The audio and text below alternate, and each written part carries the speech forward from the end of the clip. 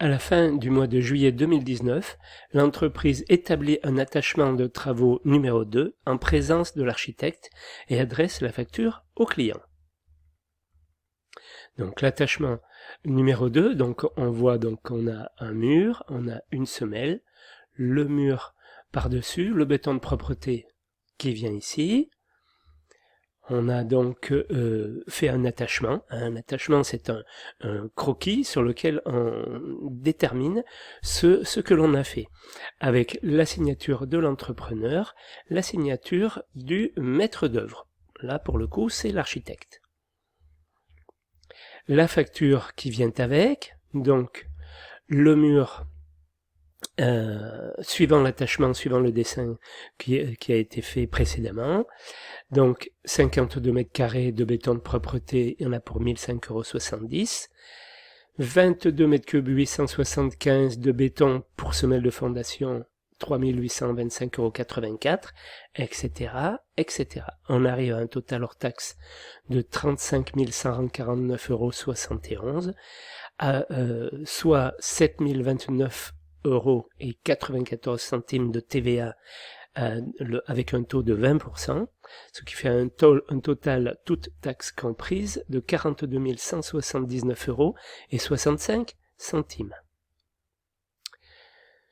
Il y a la facturation sur dépenses contrôlées, certains travaux de petite importance mal définis au départ quant à leur importance et aux moyens nécessaires pour leur mise en œuvre, travaux de réparation et de transformation, sont difficiles à facturer. Les parties contractantes, donc, peuvent convenir alors d'un autre mode de règlement, la dépense contrôlée. Les travaux sur dépenses contrôlées sont rémunérés sur la base des dépenses réelles contrôlées, que ce soit pour la main-d'œuvre, les matériaux, les matières consommables, les transports, majorés de certains pourcentages pour frais généraux, impôts et bénéfices. Ce système peut être utilisé en l'absence de toute prévision contractuelle sur le mode de fixation du prix des travaux. Donc ce sont des prix qui sont des prix de vente hors taxe. Donc l'attachement journalier matériaux, main-d'œuvre, matériel, matières consommables est indispensable pour permettre la facturation faite le plus souvent à la fin de chaque mois.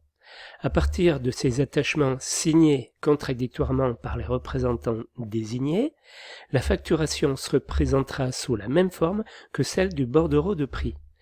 Dans l'éventualité de l'emploi d'un matériau, d'un matériel ou d'une catégorie de main-d'œuvre non prévue à la nomenclature établie au départ, le prix sera fixé immédiatement par accord commun entre les deux parties. Après donc il y a la facturation en régie. Les travaux en régie sont réalisés à la diligence et sous la responsabilité du maître de l'ouvrage, qui utilise le matériel et le personnel de l'entreprise titulaire du marché. Le client peut demander en plus à l'entrepreneur de lui fournir certains matériaux. L'entrepreneur ne supporte donc aucune responsabilité du fait de l'exécution des travaux en régie. Donc, en marché privé pour les travaux en régie, le contrat qui lie les deux parties stipule les prix unitaires de main-d'œuvre, de matériaux, de matériel, etc. La durée de mise à disposition, la fréquence de disposition des factures. En marché public, au regard du Code de la commande publique 2019, il n'existe plus de marché en régie. Il existe seulement les marchés en quasi-régie. La quasi-régie désigne le type de contrat nommé in-house, concernant notamment le fait d'intégrer des prestations dans le contrat conclu entre une entité publique et son co-contractant.